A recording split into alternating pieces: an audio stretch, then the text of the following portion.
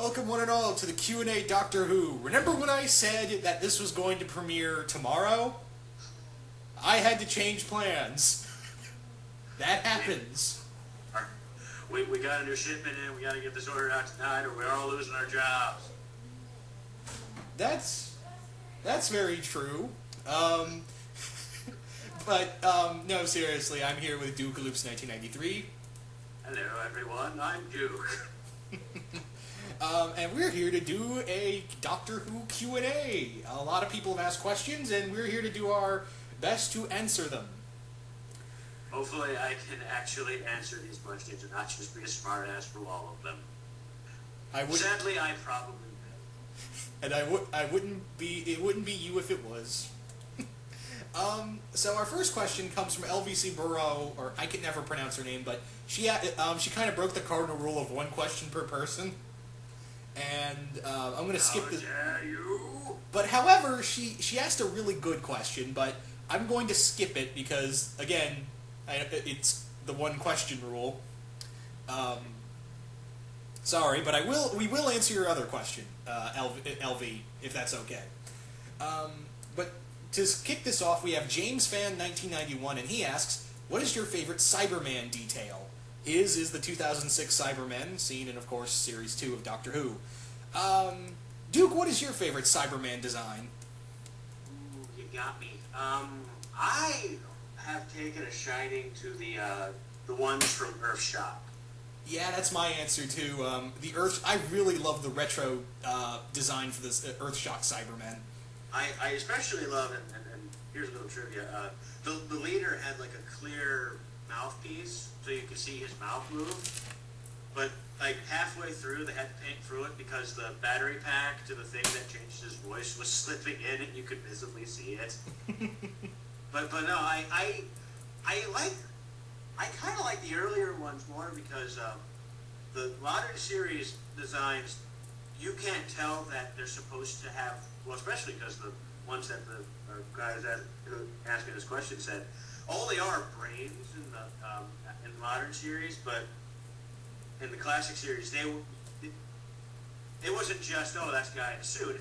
You were supposed to tell that that's a human being. I actually like that. It made him a little creepier, in my respect, not mine. Yeah, you could say Borg, but they came later, so shut up. They have a cyber leader and cyber bombs and cyber mats. Yeah.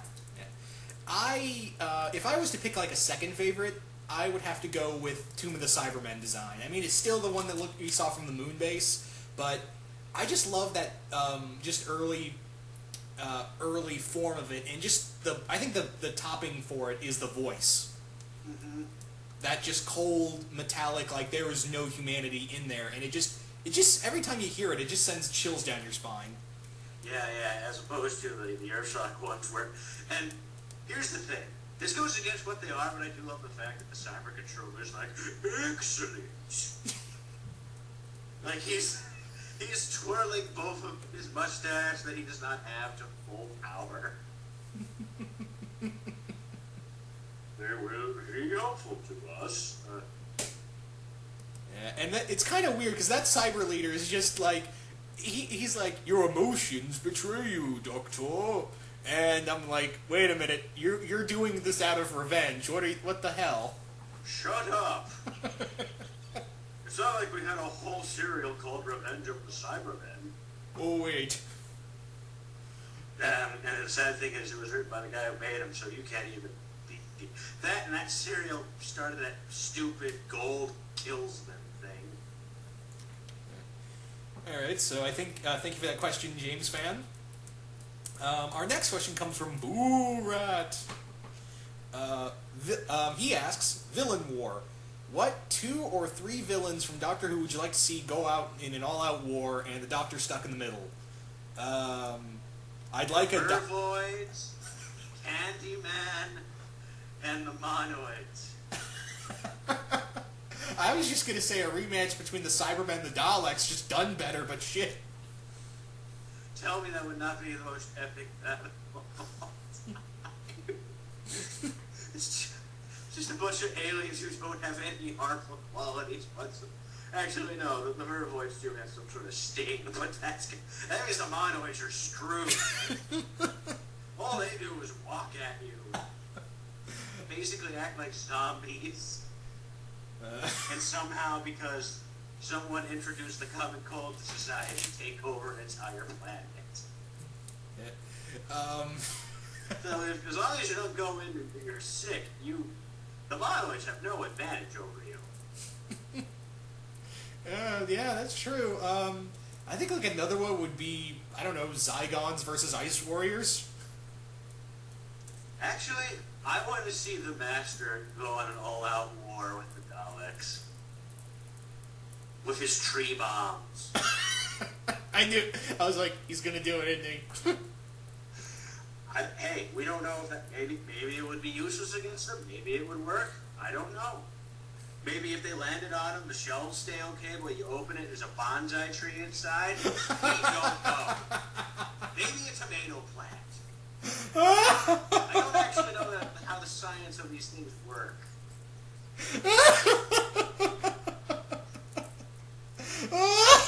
Even Muffin, if you're out there, call me. We can figure this out. I can't breathe.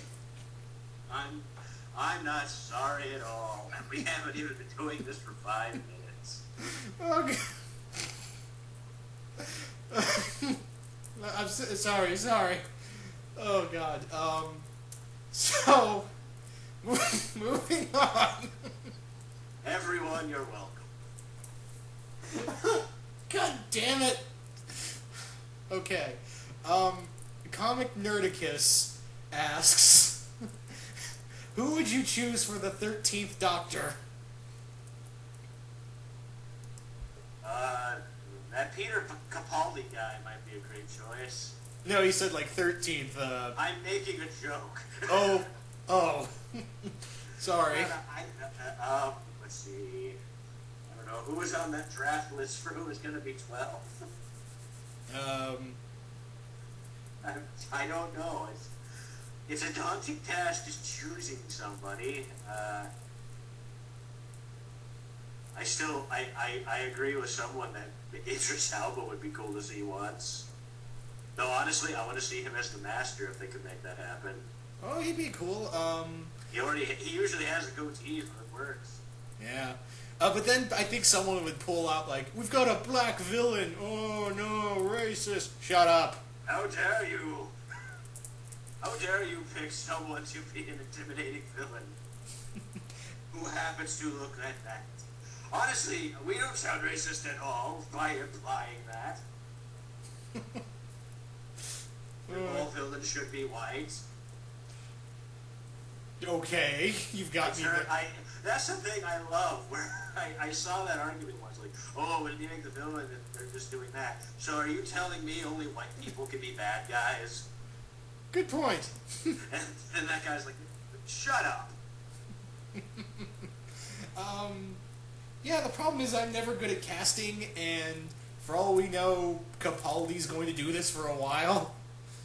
Gary Busey is the 13th Doctor. There, rolling it. I would actually believe he's a Time Lord, so it'd be perfect. Oh God! I keep quoting Star Trek.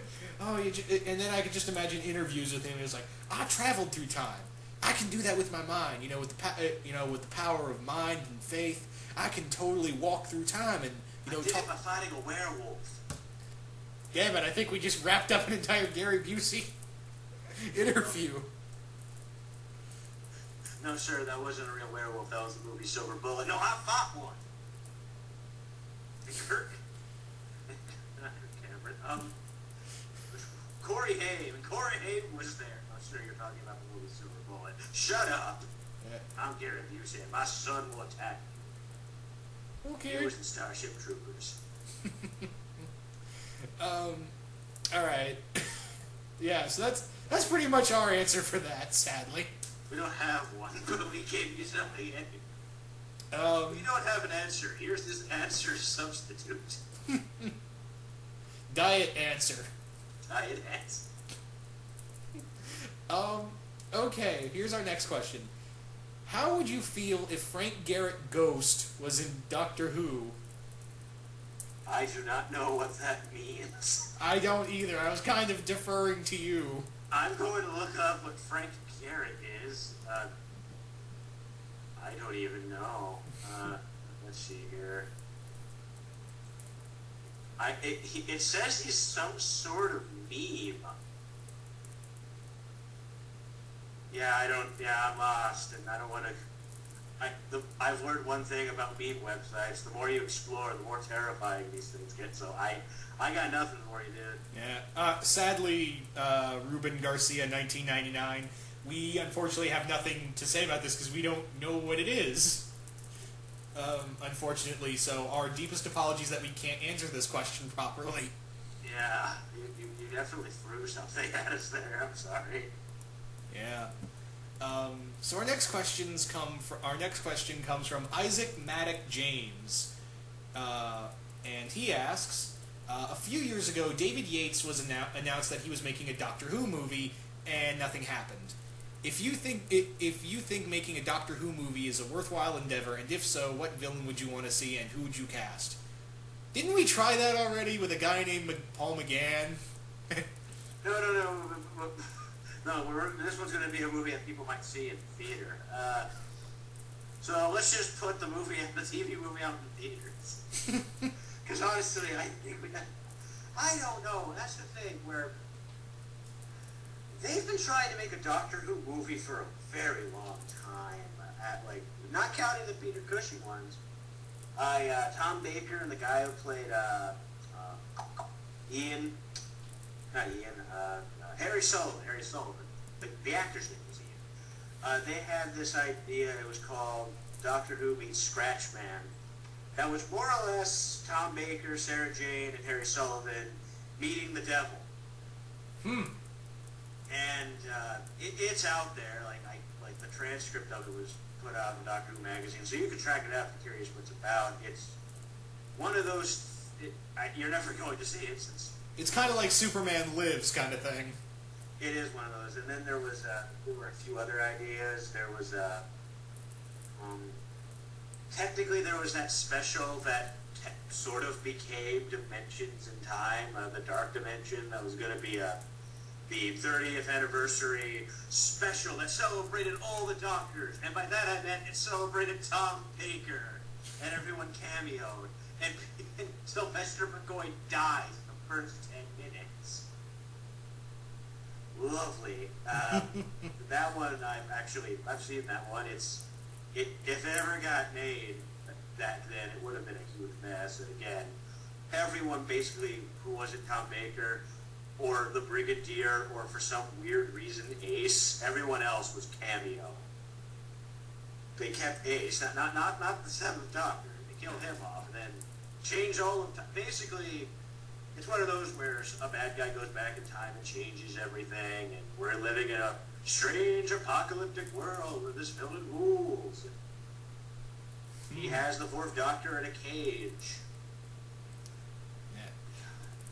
My thing with the Doctor Who movie is that I think there's too much to Doctor Who to put into one movie. I mean, yeah, you could say that about superhero movies and, when they do novels, but the thing is like, when they try to do movies off of books and comics and TV shows, they try to take what was good about it, just the highlights of it, and try to put it into one thing. Doctor Who has so many highlights, I don't know how you could do that. It has 50 years of continuity. And then there's some people who have said, just do out of continuity thing, which, I don't know, a lot of people would be angry about that, because a lot of people really do love that continuity. And again, it's tricky. It is one of those things where it could be good, and you're still going to have oceans of people go, how come you didn't do this? You should have had the Cybermen with guitars attacking a small village, or some dumb crap like that. You're never going to be... there's something where you won't be able to please everyone, I feel. Even if critics liked it, I have a feeling fans tear it apart. Yeah, that's kind of the big fear, too, and You know, in terms of like who could play the Doctor in big cinema, I don't know. I mean, probably a lot of people go Cumberbatch.